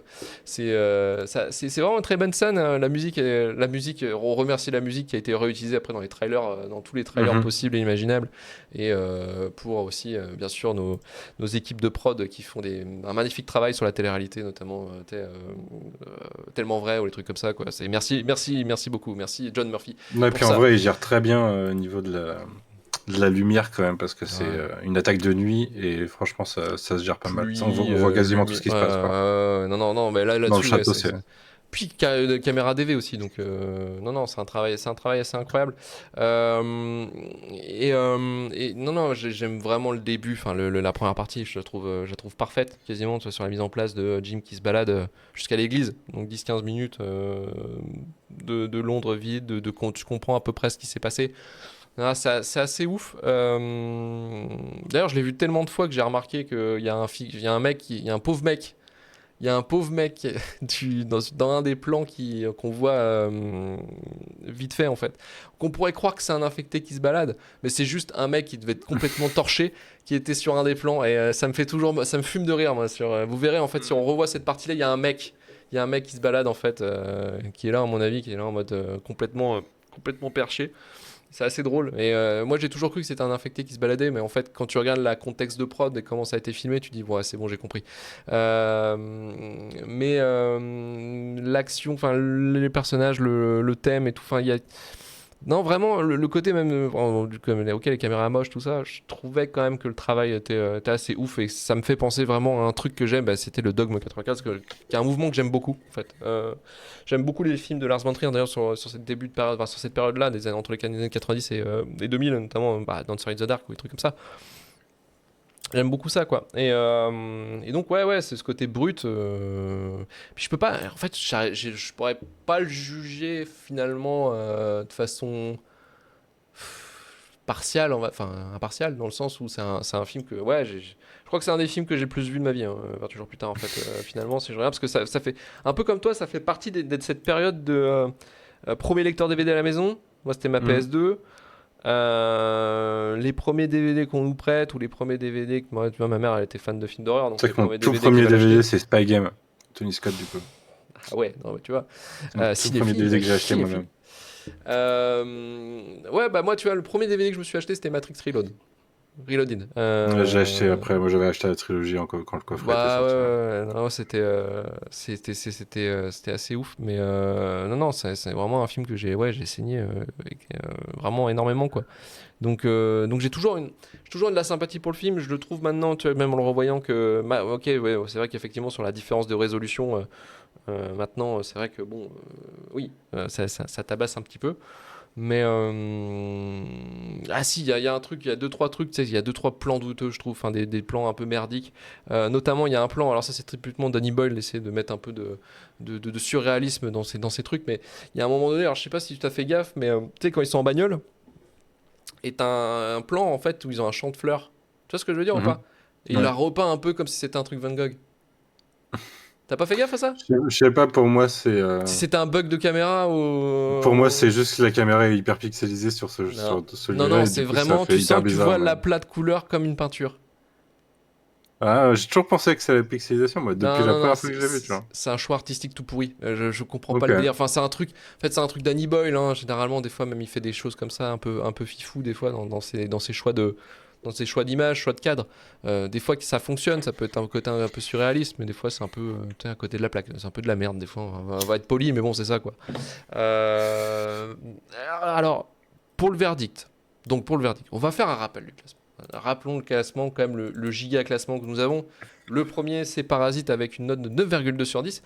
Le second, Le Salaire de la peur de Henri-Georges Clouzot, de 9,16 sur 10. Et le troisième de ce classement.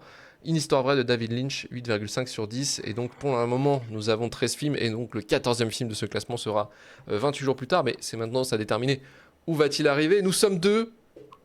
À mon avis, il y aura très peu de bastons. Ce qui est pas mal. Mais ouais, je trouve ça hyper dur déjà de doter à deux. Parce que le dot poids est vachement plus important. Alors, la dot va pas se lisser, tu vois. Je vais te dire un truc, c'est que j'hésite entre deux notes. Moi aussi. Mais ça se trouve, on hésite entre les mêmes. J'hésite entre 6 et 7. Ah putain, parce qu'en fait... Pourquoi le 8 Je vais te dire, parce que c'est le film, le renouveau, enfin c'est vraiment un marqueur en fait. C'est vraiment un marqueur important du cinéma quelque part, parce que c'est aussi les premières utilisations de caméras numériques quelque part, un peu l'expérimentation de ça. Mais on va voir, vas-y Manu. Ben moi en fait c'est juste, dans mon cœur il vaut un bon 7, mais j'ai un peu peur de justement trop le surévaluer par rapport à mon affection pour le film.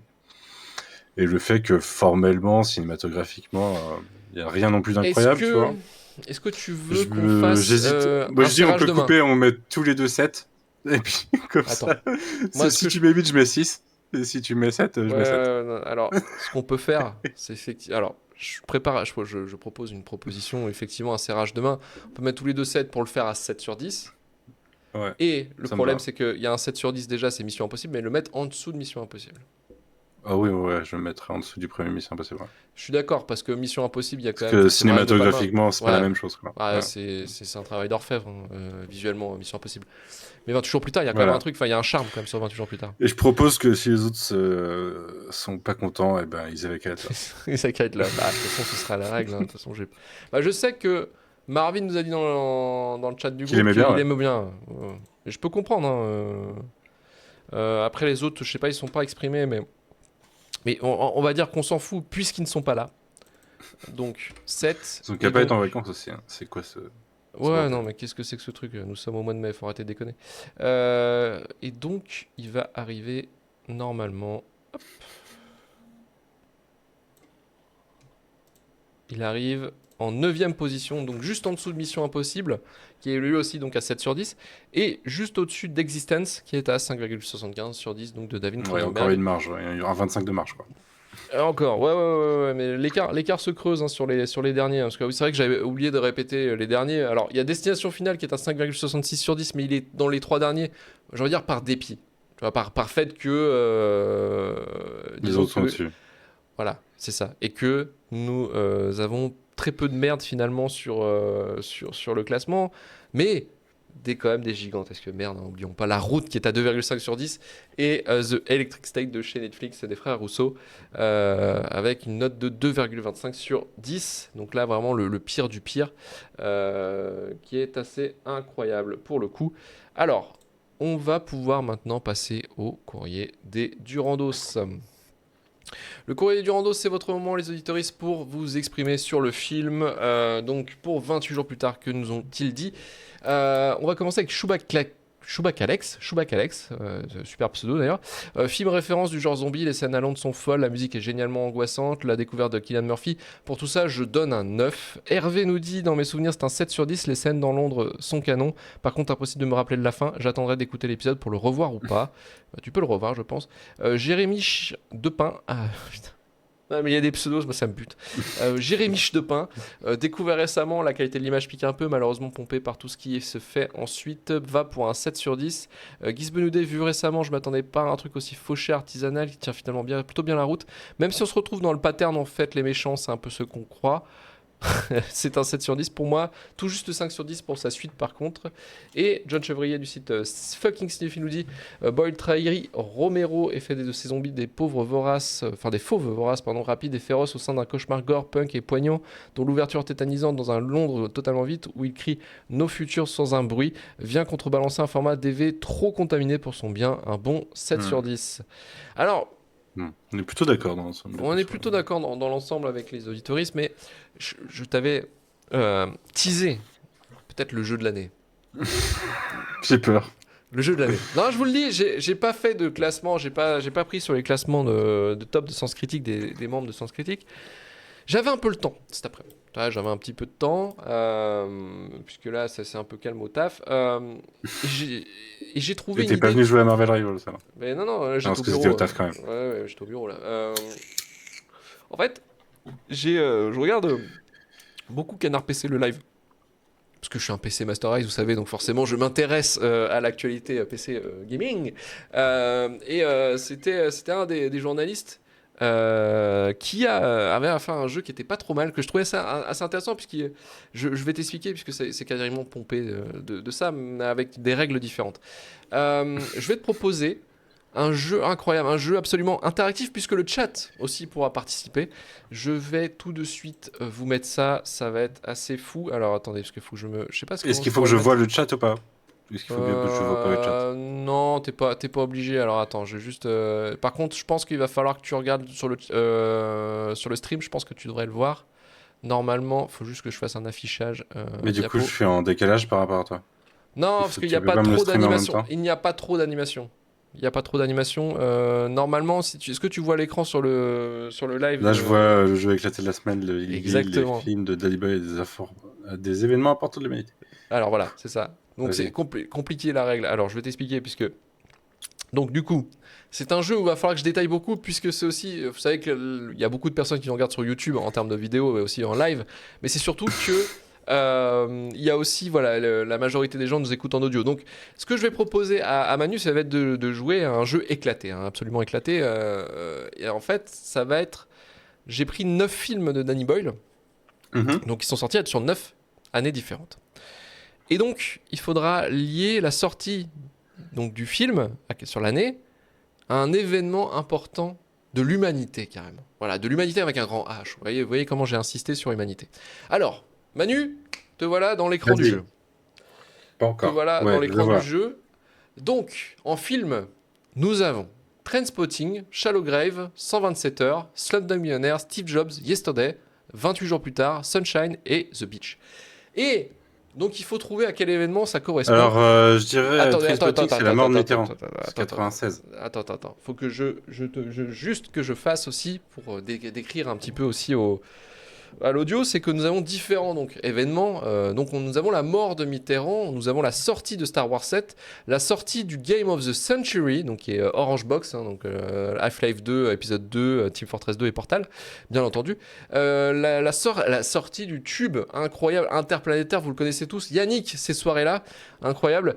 La sortie du premier iPad, la disparition de Carlos, big bisou, tout ça, putain, quel homme, quel artiste, putain. Je suis sûr que c'est Danny Boy qui l'a buté. Et bien sûr, l'élection présidentielle de 2002 avec un deuxième tour de l'enfer. Le procès de Jawad et notamment ce même fantastique où il débarque dans le tribunal en mode je suis le mec de la situation.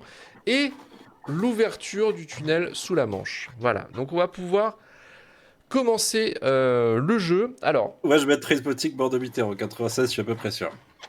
et tu as raison Manu, tu as raison. Donc on peut virer la mort de Mitterrand et 28 jours Trainspotting. plus tard avec le début de la fin. Parce que c'est 2002, 28 jours plus tard.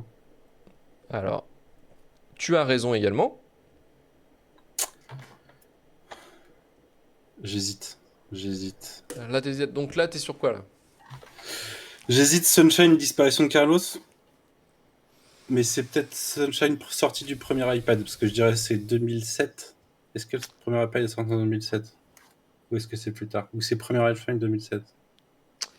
Premier iPhone 2007, donc premier iPad ça va être plus tard. Premier iPad 127 heures. Premier iPad, 127 heures. C'est validé, c'est bien ça. Allez. Du coup, disparition de Carlos. Sunshine. Disparition de Carlos, Sunshine. Non, Slumdog Millionnaire. Slumdog Millionnaire. Et c'est Il doit y Slumdog avoir un truc Millionnaire. entre les deux, alors attends. Slumdog Millionnaire. Attends, faut juste que je regarde. Par contre, c'était l'année de Sunshine. Fallait que je regarde juste. Sunshine, Faut que je vois. de- Je vois. Hop. Ouais, c'est ça. En fait, Slumdog Millionnaire, c'est le premier iPad. Et Ouais. Sunshine, c'est la mort de Carlos. Sunshine a tué Carlos. D'accord, ok. Donc c'est quoi les années L'iPad 2000. c'est 2008? Ouais, c'est plus tard l'iPad, ouais. Ok. Euh... Donc il te reste Shallow Grave, Steve Shallow Grave, Jobs. t'as dit c'est son premier. Ouais, Donc l'ouverture du tunnel sous la Manche. effectivement, c'est l'ouverture du tunnel sous la Manche. Donc j'ai pas fait Steve Jobs. Steve Jobs, j'hésite entre le procès de Jawad et les sorties de Star Wars 7. Mais attends, procès de... Star Wars 7. Pour Steve Jobs? Ouais. Oui, effectivement, c'est bien la sortie de Star Wars 7. Et du Effectivement. coup, Yesterday, procès de Jawad. Yesterday, le procès de Jawad, effectivement. Et donc Et The du coup, Beach. The par Beach. défaut, The Beach, The c'est Beach ces sortie du lot. soirées-là, effectivement. Quelle est ta relation avec l'artiste, j'ai envie de dire le grand artiste Carlos? Est-ce que Big Bizou, par exemple, c'est Non, incroyable? non, Non? pas très fan de la chose, non. Ah là là là là là C'est à là. l'époque où la grossophobie c'est marrant. Alors ça, Ouais, ouais, ça- c'est pas cool. Non, c'était pas, je suis pas fan. Hein. Et, Figure-toi. et du coup, l'artiste Yannick, ces soirées-là, Ces trauma ou pas soirées-là, trauma? j'aimais bien. Ah, Non, putain, pas trauma, pas trauma, je valide ces soirées-là. kiff intersidéral, kiff intersidéral. Voilà, c'était le jeu éclaté de la semaine. Voilà, on peut passer maintenant à autre chose. Effectivement, donc on va aller directement sur les Trauma de recommandations fou, nous dit de la Srilom. semaine. Ah bah oui, mais ces soirées-là, Les vraiment, c'est... traumas, c'est merde. Putain, En termes comment de il musique, tu veux s'appelle? dire les traumas musicales? Le trauma de. Ah, comment il s'appelle? Les Nantais, là. Ah, tragédie. Tragédie, Ouais, c'est putain. pas un trauma, c'est un plaisir. C'est un Tu trauma, connais. ça. Ça, c'est un Ok. trauma. D'ailleurs, c'était Saint-Herblain, hein, pas Nantes. Hein. Vous pouvez préciser quand même, voilà, parce que c'est Je quand croyais même. qu'il venait de Malakoff. Non, il vient de Saint-Herblain. Non, Saint-Herblain, ils viennent de Bellevue. Ouais. Malheureusement, je suis en train de te casser un mythe. Oui, est-ce que tu m'entends, EO? Effectivement, c'est un produit nantais, Oh, produit oh, purement oh, oh. Loire-Atlantique. Voilà. Mais c'est pas. C'est Tribal King à la limite façon sexe. Et encore, non, j'aime bien façon sexe, ça me fait Non, rire. Tribal King, c'est nul à chier. Je pense que Tragédie est mieux que Tribal King, et du coup, c'est pas très bon pour Tribal King. Hein. Putain, tu sais quoi? Il y a une tier list à faire. Il y a une tier list un peu sombre du Hit Machine. Peut-être reprendre le Hit Machine une certaine année et de faire une tier list. C'est chaud, c'est chaud. Bah, c'est chaud, ouais, mais il y a un truc à faire. Moi, je te dis, il y a un truc à faire. Il y a un truc à faire. Je suis certain que nos auditeurs patriotes voudront savoir quels sont nos goûts musicaux et pourront juger finalement, dire en fait, ils sont complètement à côté de la plaque, ces gens-là. Bah oui, oui, c'est ça, Sri Lanka, c'est ça le bonus Patreon. Bah, j'ai envie de dire, en plus, ça tombe bien pour l'été, de faire vraiment les plus grands tubes. Les plus grands tubes là-dessus, il y a un truc à faire. Malheureusement, il n'y aura pas de musique hein, pendant l'enregistrement, à moins qu'on le diffuse que sur Patreon et qu'on enregistre en behind closed door. Il y a moyen de faire ça. À la limite, il y a moyen de faire ça. Ah, Willy Denzel, on est bien, ouais, bien sûr, le mur du son. Ou Camaro ou pas? Putain, c'était quoi le truc de Willy Denzel où il avait fait la reprise pour High School Musical 2 de Zac Efron? C'est Ben On It de Zac Efron, mais je sais plus. Aucune idée. C'était quoi le titre français? Ce qui fait une reprise en français, c'est affreux. C'est affreux, mais drôle en même temps. Bon, en recommandation ce soir, je vais pas vous recommander Willy Denzel. Je pense que Manu non plus. Manu, qu'est-ce que tu nous recommandes en recommandation? Moi, je me fais en ce moment, alors elle est sortie peut-être enfin, en cours d'année dernière, mais la saison 2 de Shrinking de Apple TV, qui est une Ah série oui. une série avec Harrison Ford sur un mec qui fait une crise de la quarantaine après avoir perdu sa femme et qui est psy et qui pète un plomb. C'est une série très psy en fait, sur des psys qui conseillent des gens et ça se passe pas toujours bien, et sinon sur leur vie quotidienne. Donc c'est plutôt cool. C'est une série de Bill Lawrence qui est créateur de Scrubs ou Ted Lasso notamment. Donc franchement c'est plutôt sympa. Ok, pour Il y a Shrinking, 2 donc saisons, donc c'est ça fait deux, c'est même pas la 10 deux. épisodes. Même pas 20 Donc, épisodes en tout cas. ok, ça marche. Donc on Et a on te dit ça. double mise Oui, c'est ça, c'est pour Ouais. Willy Denzel, ouais.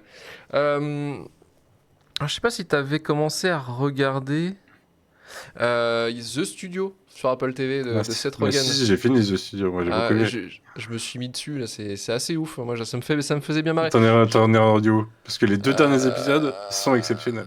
je suis quand ils sont en train de faire le casting vocal de Kool-Aid. D'accord, ok. Ça aussi, c'est complètement con. En fait, c'est en gros, c'est Seth Rogen donc, qui joue le La rôle panique d'un. morale. Panique Oui, morale la panique morale, l'épisode. non, mais c'est complètement con. Qui joue le rôle d'un producteur dans un studio qui s'appelle Continental Films, qui est un petit peu, enfin, je sais pas, on pourrait dire que c'est un peu la Paramount en fait. Et donc, il joue le rôle d'un producteur qui doit choisir ses projets, monter les projets. Et il arrive avec tout un tas de galères, mais forcément, c'est un truc à Seth Rogen et Evan Goldberg, donc c'est très con. Beaucoup de situations comiques. Beaucoup de foirage. Surtout Enfin, le cast de guest, c'est n'importe quoi. ah oui, oui, Sur toute oui, la oui. Parce saison. qu'ils jouent, en fait, voilà, les guests que vous avez en fait au fur et à mesure des épisodes sont en fait jouent leur rôle en fait, mais jouent leur rôle de façon un peu étirée quoi. Et on a Ron Howard à un moment donné qui est catégorisé comme quelqu'un de colérique qui va se foutre de la gueule, qui va foutre une pression totale Il est horrible. à Seth Rogen. Enfin, c'est n'importe quoi, mais c'est assez incroyable comme série. Moi, ça me fait rire. Scorsese dans le premier épisode. Ah, Scorsese dans le premier épisode, là, qui est en train de dire Coolette, c'est génial, franchement, putain, pour l'adapter, je vois le truc avec les Indiens et tout, enfin, le mec, il est en train de péter un plomb. Mais en plus, en gardant sa caractéristique première, c'est-à-dire que c'est quelqu'un qui est tout le temps super actif et quand il parle et tout. Et non, c'est vraiment très drôle. J'ai fait l'épisode aussi à un moment donné, donc il sort avec une médecin, enfin, Oui. oncologue qui est jouée par Rebecca Hall. Une colloque C'est la d'enfants. seule, c'est le seul. Je crois que c'est quasiment la seule guest star qui joue un rôle en fait dans Oui. la série. Il se bat en fait. Il y a un espèce de débat d'arguments complètement con entre dire mon métier de producteur est plus important que d'être oncologue, tu sais, pour soigner le cancer des enfants. Vous voyez, vous soignez le cancer, mais il est dans sa chambre. Mais Qu'est-ce dans qu'il a toutes les devant chambres, il y lui? a une télé. Il y a une télé et il regarde les films. Et grâce à nous, on donne du bonheur aux gens. Tu vois. Enfin, il y a un combat d'arguments absolument Après, ils con sont entre. horribles, les médecins, Ah pendant le ouais. gala. Moi j'aurais gardé le truc de golf. Hein. Je le regardais. Hein. Ah ouais, bien sûr. Non, mais c'est Nawai. C'est assez incroyable comme série. Franchement, c'est quoi? C'est 10 épisodes à tout péter, je crois, non? Ouais. Ah, c'est ça. Et les deux derniers, c'est un double. 9-10, c'est un double Un épisode. double. Et non, non, c'est assez incroyable. J'aime beaucoup cette série. Ça m'a fait beaucoup rire. J'ai eu un peu de mal au premier épisode, mais là, je suis dedans et ça me fait chier de rire. Je commençais aussi. Alors, j'ai un petit peu commencé Rehearsal de. Merde, comment il s'appelle? Ah, ça, faut que je mate ça. Nathan Fiedler. Ouais, ouais, ouais, ouais, parce qu'il y a beaucoup dans le Discord de Big Cinema, bien sûr, big up à eux. Hein. Il y a un espèce de groupe qui justement pousse cette série à fond là en ce moment. Donc je commence à regarder, ça me fait marrer, parce que j'avais vu sa série avec Emma Stone, je m'en souviens plus du titre, mais The Curse, ouais, c'est ça. J'avais décroché à un moment donné, je comprenais l'idée, mais j'avais commencé un peu à décrocher. Ouais, mais il Alors, jouait dedans, mais c'était pas les frères Safdie qui étaient Savdi, c'était les derrière. frères Savdi, ouais, effectivement. Bah, il est participé un peu à l'écriture aussi, puisque c'est quand même un style Hmm. Très de cringe. Nathan. Ouais, très cringe en Hmm. fait, ouais. Ça continue là-dedans, ouais, c'est assez intéressant, j'aime beaucoup ce truc-là. Et j'ai regardé un film donc, qui dispose sur Canal+, qui était au Festival de Cannes l'année dernière. Vespa en avait parlé vite fait. C'est Diamant Brut de Agathe Riedinger, qui est donc son premier film et qui parle en fait l'histoire d'une jeune une jeune femme qui est vraiment commence à arriver dans l'âge adulte et en fait qui est on va dire qui est matrixée par les réseaux sociaux et les influenceuses télé-réalité en fait. Et donc du coup tu suis un peu le quotidien de cette jeune femme et qui va vriller à un moment donné ce quotidien puisqu'en fait elle va être castée pour devenir tu sais, une candidate de télé-réalité random en fait et son rêve en fait absolu pour elle en fait c'est le rêve absolu puisque c'est là où en fait le monde va la découvrir et tout il y a un truc comme ça un aspect un peu tu sais de vouloir se sortir de la misère puisqu'en fait concrètement elle est caractérisée étant dans une famille complexe avec une mère qui paie pas son loyer donc avec une sœur qui a été bon, voilà qui a un peu abandonnée au niveau de l'éducation et donc en fait c'est tout ça en fait le quotidien de cette jeune fille qui va commencer à péter un plomb et à y croire vraiment en fait à cette illusion en fait là quoi. Et ça c'est super. Franchement formellement c'est plutôt cool et puis l'actrice qui joue alors je sais plus comment elle s'appelle. Je crois que c'est oui, c'est Malou Kabzi qui joue le rôle principal qui joue donc Liane. Et, vraiment très bien, vraiment très très bien, très très très très chouette. Vraiment j'ai beaucoup aimé. Donc je vous le conseille, c'est dispo sur Canal Plus directement et c'est sorti donc en 2024. Voilà pour les recommandations et on va pouvoir terminer l'émission. Merci Manu, le Survivor, pour cette émission. Alors, sur quel podcast on va trouver? Je sais qu'on te retrouve forcément sur le début de la fin pour The Pit, qui va être tourné Pour ce titre, ouais. jeudi Jeudi. et qui va Demain, sortir dans la foulée. je serai sur Twitch sur la chaîne de Doctrice. On va parler de Firefly. parce qu'elle a vu récemment Firefly, elle m'a demandé si je voulais débriefer.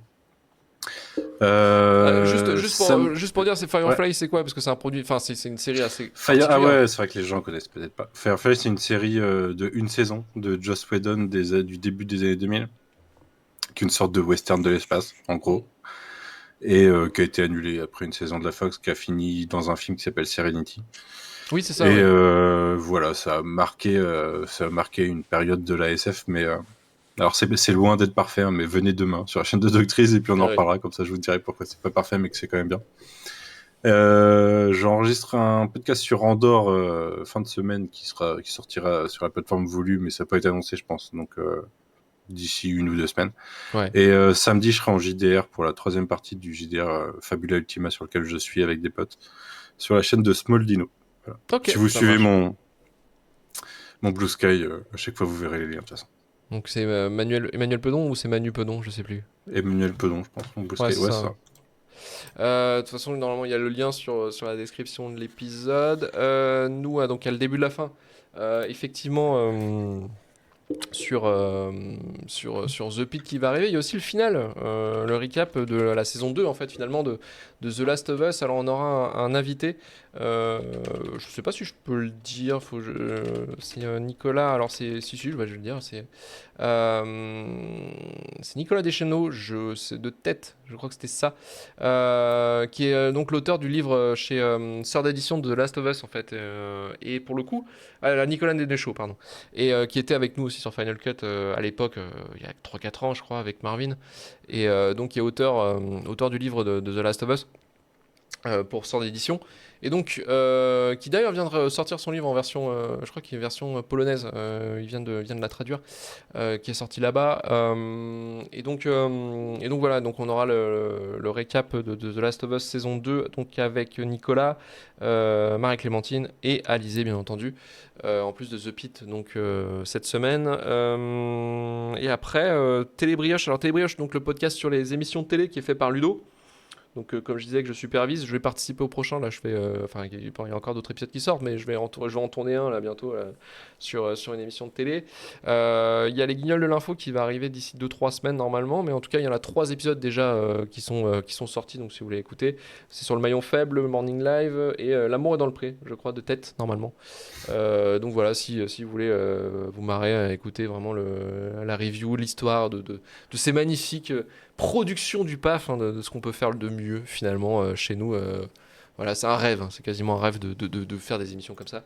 Donc voilà, Télébrioche, si vous voulez, pour vous abonner. Bien sûr, après Shitlist, hein, si vous n'avez pas écouté les Shitlists, vous venez de nous commencer à nous écouter. On a 4 saisons de Shitlist pour vous, si vous voulez, donc le podcast sur les films un peu douteux, mais qu'on peut aimer ou qu'on peut détester. Voilà, après, c'est vrai que je me suis calmé sur Twitch, là, sur Peak Gaming, puisqu'en ce moment j'ai pas énormément de temps vu que je suis claqué, mais je vais essayer de revenir plutôt sur des trucs en termes de gaming, sur des trucs plus événementiels, plus des trucs à la con. C'est vrai qu'il y en a qui m'avaient chauffé de refaire, alors je sais pas si tu connais ce jeu, mais Elle est noire de Rockstar Games. Jamais fait, mais j'en ai entendu beaucoup de bien. Ouais, bien, mais il y a beaucoup de bugs en fait, ou de trucs un peu mal faits en fait, qui font que c'est un peu drôle. Il y a un truc un peu uncanny, puisqu'en fait c'était un petit peu. Il n'y a pas un truc, il est pas célèbre parce qu'il fait des vrais visages, il reprend des vrais acteurs, un truc comme ça. C'est un peu le début de la motion capture sur le visage, et ça rend des trucs un peu des fois uncanny. Ce qui est drôle des fois. C'est vrai que j'avais dû voir des trucs.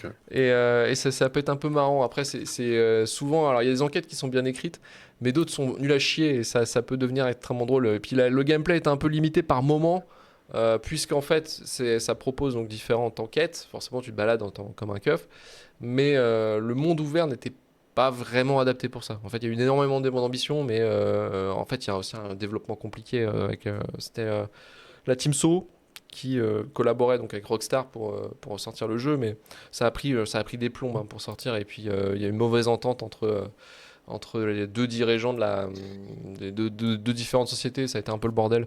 Donc c'est assez marrant de voir le résultat final sur le jeu, mais je ferai peut-être ça, je ferai peut-être aussi d'autres trucs au fur et à mesure. Je sais que l'année prochaine j'ai envie de me déterre aussi pour faire Final Fantasy X, vu que c'est les 25 ans du jeu. Enfin, il y a des trucs comme ça en fait, que je voudrais faire, des trucs cons que je voudrais faire plus de façon événementielle comme ça, de temps à autre.